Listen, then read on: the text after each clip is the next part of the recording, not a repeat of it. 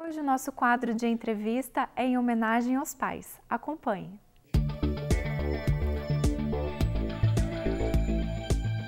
Olá, que bom que estamos juntos. E o tema de hoje, já que nós homenageamos mulher, já homenageamos as mães, nós também queremos homenagear, Marcelo, hoje, os pais. E seja muito bem-vindo, Marcelo, mais uma vez. Obrigado. Quem quiser conhecer um pouquinho mais sobre o Marcelo, pode acessar o nosso site, né? No menu da direita, da extrema direita, tem lá sobre o programa, clique e você tem o currículo, a experiência de cada um daqueles que compõem a equipe do programa A Vida em Foco, pelo menos da equipe que está aqui na frente da câmera, porque tem uma grande equipe, maravilhosa, que fica por trás das câmeras, trabalhando. Então, Marcelo, sobre os pais. Primeira pergunta, Marcelo, o que é ou qual é o papel da família? Para a gente começar a introduzir esse assunto, criar um caldo, um contexto. Tá certo. A gente precisa localizar um pouquinho, senão a gente não entende a figura do pai, da mãe, dos irmãos e como é que eles se encaixam nesse sistema. Porque existe uma teoria, né, uma maneira de pensar a família que diz assim, a família existe para dar segurança aos seus membros. Então a gente se reúne em famílias, em grupos, a fim de que um defenda o outro de ameaças externas. Eu paro para pensar, não faz tanto sentido para mim que eu digo assim, não, era melhor então que todo mundo se unisse numa grande família universal e daí não ia ter nem ameaça externa, né? Então, por que será que a providência caminhou para nos colocar em pequenos grupos? Não deve ser pela segurança de cada um dos seus membros. E, refletindo um pouco com o que a doutrina espírita nos ensina, fica claro que a família tem como função dar um solo fértil para que as pessoas se desenvolvam.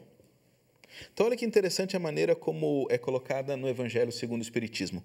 A família é um cadinho no qual as almas são aperfeiçoadas. Então, o Márcio é lá da engenharia e sabe que o cadinho é o lugar onde você usa para fundir coisas que não estão naturalmente misturadas, né? Então, você pode usar um cadinho para fundir lá o minério de ferro com estanho, com isso para fazer a liga de aço. Ou eu, que entendo um pouquinho mais do lado da química, você usa o cadinho para misturar alguns reagentes, alguns elementos. Ou na cozinha, quando você quer misturar temperos, você pega o cadinho. Então, o cadinho é o lugar onde... As betoneiras, Marcelo, misturam. São grandes cadinhos. Betoneiras são cadinhos que ficam girando lá. Então, essa é a ideia. Então, a gente pega coisas que naturalmente não se misturariam e coloca elas juntas, porque elas juntas têm um outro valor. Então, você vê, a família daquela continência, agrupa, coloca ela junto, para que, de alguma maneira, associando esses elementos, ele consiga fazer mais do que qualquer um deles representaria isoladamente. Então, com isso, a sociedade como um todo ganha, mas cada uma das pessoas que está ali ganha também.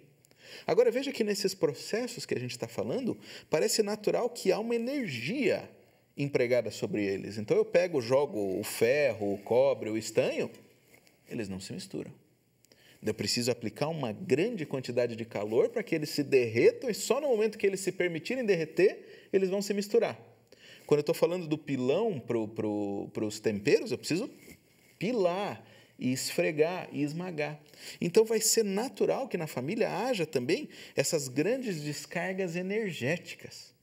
Porque você coloca caracteres que são diferentes, misturados ali, personalidades que têm, às vezes, muita força, e não é de se esperar que, harmonicamente, cada um simplesmente aproveite o que o outro tem de melhor. Então, a família é, sim, uma caixa onde há uma explosão controlada, por assim dizer, onde você coloca aqueles elementos, eles interagem, reagem, e, às vezes, sobra para todo pedaço, para todo lado. Às vezes tem muito pilão na família. Então, às vezes falta pilão. Então, nós temos ali na família realmente um lugar onde há resgates, há construções, mas onde certamente há energia. E quando a gente emprega energia para modificar, a gente gera o tal do sofrimento. O sofrimento de se entregar, se permitir destruir, para às vezes reconstruir, mas que é um sofrimento. A gente associou muito sofrimento à dor, uma coisa ruim para as nossas vidas. Não, mas o sofrimento é necessário para que haja a transformação. Porque se os milhos ficarem todos colados na espiga, você não vai ter mais mineral. É necessário que eles sejam debulhados, saiam dali, se quebrem para que eles possam ir fertilizar e ir adiante. Então, as transformações são importantes, só que às vezes elas trazem essa aura, esse carregar de uma coisa dolorosa, sofrida, mas que é uma necessidade. E Marcelo, nesse grupo, nesse cadinho depurador, e a gente está fazendo uma homenagem aos pais, qual é o papel, aliás, do pai, da figura masculina? O papel do papai, estava lembrando agora, né? Uma coisa gostosa mesmo. E você, Marcelo, há poucos dias recebeu na sua casa mais um filho pelas vias da adoção. Mais um filho. filho. João Vitor. Então, achou o caminho de casa até que enfim. Fala com propriedade hoje desse papel. Você já é pai do Mateus, agora pai do João Vitor. Estamos com os meninos lá. Veja que o pai teve esse pensamento, foi se modernizando também. Como o papel da mulher veio mudando ao longo do tempo, o papel do homem também foi mudando, né? Se a gente olhar lá para a década de 40, 50, ao pai bastava o papel de provedor da família. Então ele procurava trazer o dinheiro, a comida e manter a família segura. Modernamente o pai foi adquirindo outros papéis e ele tem participado efetivamente desse processo de criar um solo adequado para que as crianças floresçam em virtudes. Então, ele precisa, sim, e tem um papel notável também. Não é nem maior, nem menor que o da mãe. Também é uma bobagem entrar numa disputa aí se o pai é mais importante que a mãe. E os papéis, inclusive, vão se sobrepondo e se misturando em muitos momentos. Mas a figura paterna, masculina, falando por assim, tem adquirido uma grande importância no pensamento da psicologia. Pensa-se no pai como aquele que, ao mesmo tempo, dá segurança, proteção, para que a criança se sinta que ela pode se lançar ao mundo, ao mesmo tempo em que ele estabelece limites e diz, não passe daqui. Aqui nós temos uma linha que não pode ser cruzada. Essas são coisas másculas e que então ficam mais sob a incumbência do pai, da figura masculina no lar. Quando o pai não está presente, o que é muito frequente, a mãe também tem que assumir esse papel. Mas é uma coisa que se espera da figura pai, não da pessoa pai, mas da figura pai, seja um avô que esteja fazendo, um tio ou um homem pai daquela família, é que ele, ao mesmo tempo, seja protetor e estabeleça limites, seja crítico. Mas acho que nós vamos ter que... Claro, vamos estender um pouquinho esse assunto depois do intervalo, porque a gente quer saber também o que é ser um bom pai, né? A qualidade desse papel. Fique conosco que a gente já volta. Vamos para um breve intervalo e logo voltaremos com a segunda parte da entrevista. Não saia daí.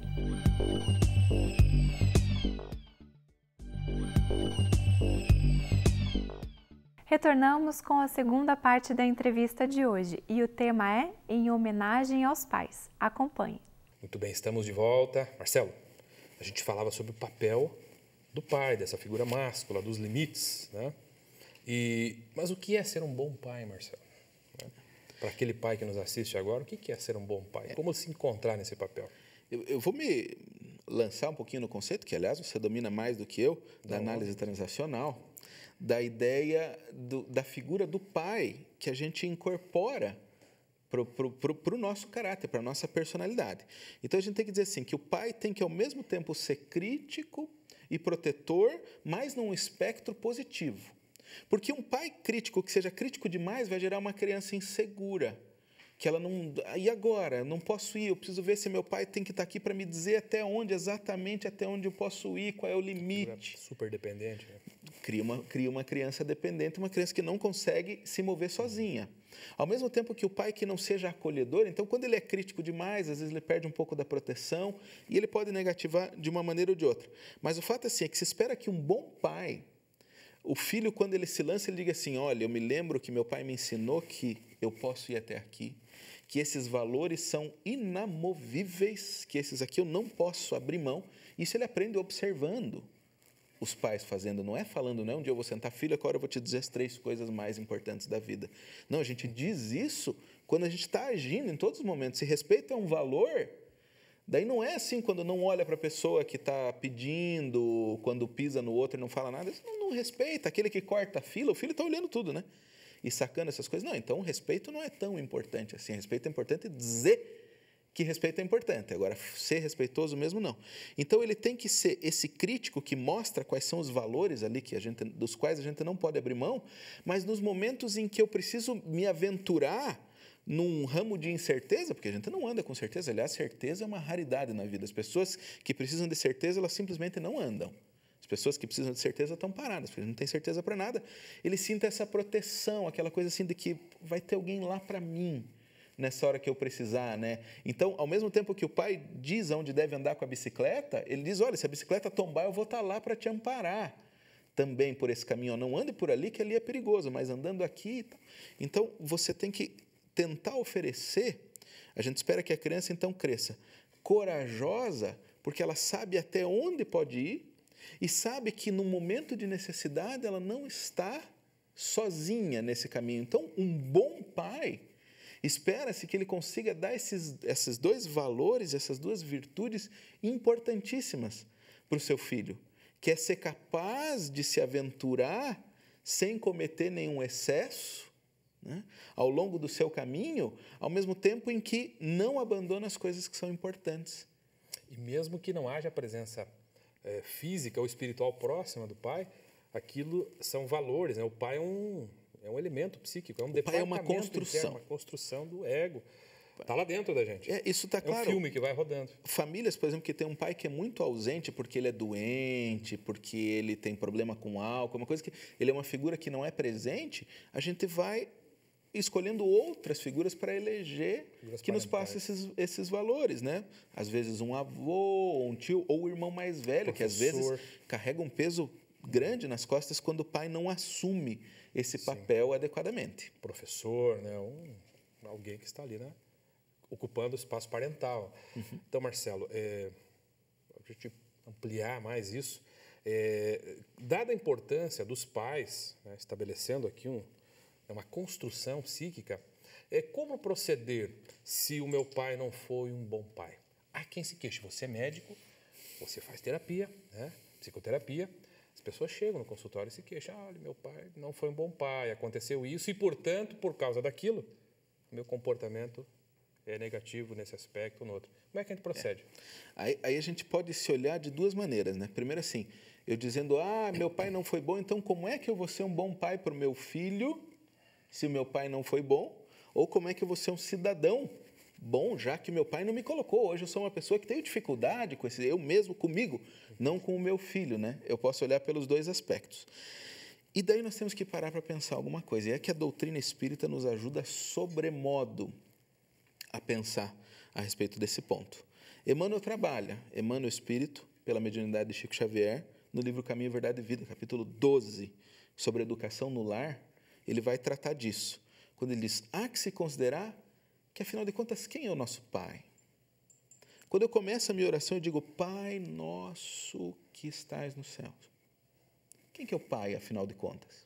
A doutrina espírita vem trazer isso para nós de uma maneira ainda mais clara e esmiuçada. Porque quantos pais físicos eu já tive nas diferentes vezes que eu tomei o corpo? Então, quantos exemplos eu já tive ao longo desse caminho para que eu possa seguir? E, no fundo, eu sou aquilo que eu construo. Por que eu escolhi esse exemplo ruim para ser um exemplo que eu vou levar para o resto da vida? Algumas pessoas realmente se portam de uma maneira que, então não tem jeito, só morrendo e nascendo de novo e torcendo para que o outro pai seja melhor. Mas está perdida, então, aquela vida? Não. Eu posso reconstruir a partir do agora, a partir desse momento, porque senão o que seriam das famílias que de fato não têm um pai para cuidar delas, essas crianças não teriam jeito no caminho? Não. Então sempre é tempo de nós refazermos essa construção. E talvez aquele ponto, aquela âncora que deve ficar sempre na nossa memória é que o Pai está lá cuidando de nós nos céus e nunca nos abandona. O nosso Pai físico ele é falível. O nosso Pai vai ter feito boas coisas, vai ter errado também conosco, porque sempre é assim. O nosso Pai físico vai estar lá conosco por um tempo. Fisicamente, meu pai ficou comigo 17 anos, outro pode ter ficado 50, outro pode ter ficado 2, outro pode ter nunca estado lá. Mas o outro Pai vai estar sempre conosco. E se eu me mirar nesse Pai, para eu me sentir seguro para fazer as coisas, se eu me mirar naquele conjunto de valores que são os valores divinos para nossas vidas, para dizer é por aqui que eu tenho que andar, aí eu nunca vou errar. Então não é desprezar o Pai. O pai faz o que ele pode dentro das limitações. E a obrigação do filho zelar pelo seu pai, cuidar do seu pai e aceitar ele do jeito que ele foi. Mas não esqueça que ele é um pai do corpo. Ele é um pai que está tentando cumprir um papel, mas que o nosso grande pai esse nunca nos abandonou e sempre estará lá nós, e é com Ele que nós devemos caminhar e nele que nós devemos nos espelhar para tentarmos levar adiante aí a nossa relação com os nossos filhos. Marcelo, muito obrigado. E a você, pai, que nos acompanhou. Tenha um feliz Dia dos Pais. Fique com o nosso abraço carinhoso e o programa continua. Permaneça conosco.